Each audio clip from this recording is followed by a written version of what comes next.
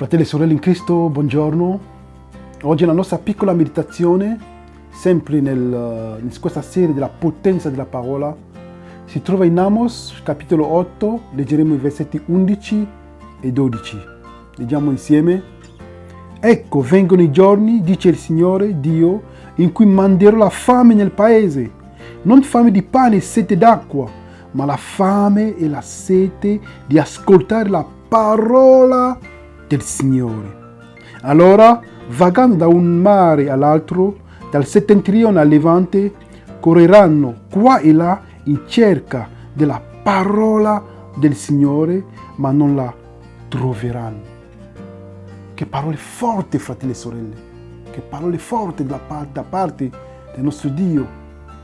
Lui dice chiaramente nella sua parola, nelle sue scritture, che verrà un momento in cui la parola si farà molto rara.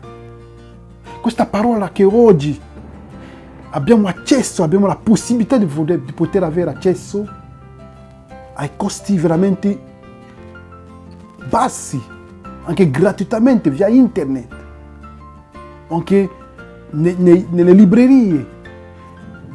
Ricordiamoci, fratelli e sorelle, nel libro della Genesi c'è una storia, la storia di Giuseppe, che è stato venduto dai suoi fratelli in Egitto. E ricordiamoci che a un certo momento il faraone fa un sogno in cui aveva visto 7 vacche grasse e 7 vacche magre.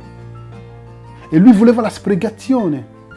E con l'aiuto di Dio, Giuseppe dà la spiegazione al faraone.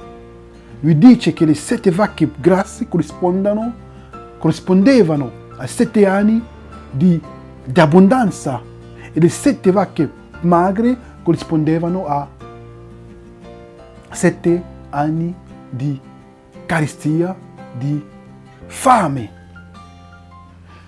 Quindi vediamo, fratelli e sorelle, che Giuseppe ha dato la soluzione per poter uscire senza problemi da questo. Cosa ha detto? Cosa ha proposto? Di poter raccogliere del grano, di mettere nei granai, aspettando i giorni di fame, i 7 anni di fame, di carestia. E così è stato fatto.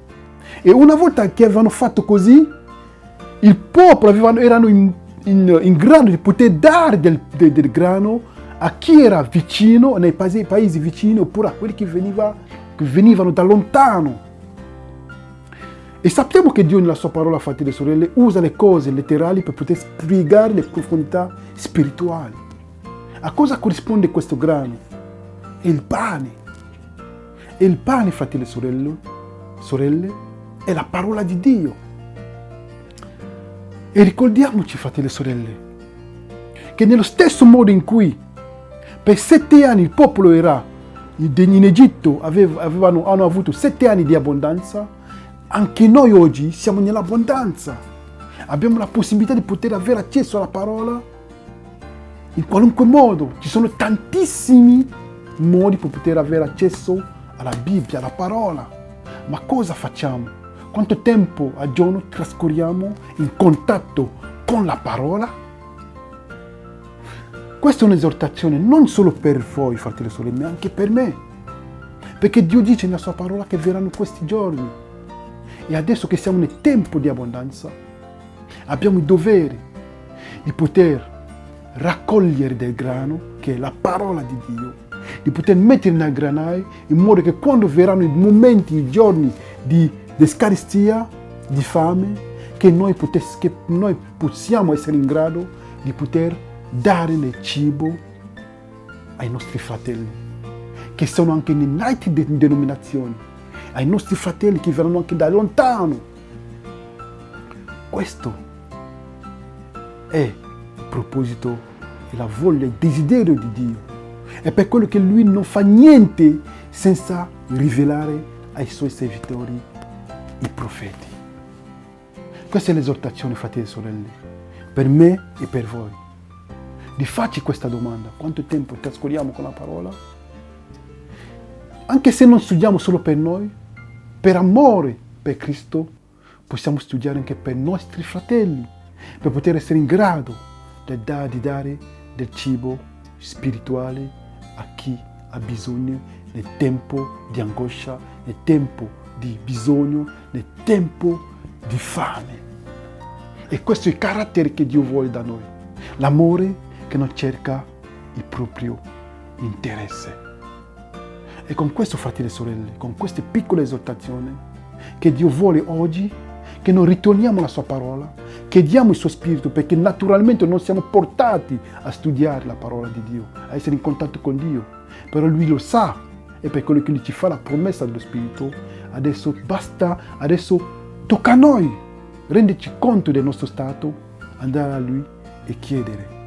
Lui, visto che è un Dio misericordioso, che è buono, che non cerca il proprio interesse, ci darà il suo spirito, in modo che possiamo prendere piacere a leggere la sua parola, per essere una luce anche per gli altri, per essere una sorgente di benedizione per gli altri, dando del cibo nel tempo di fame.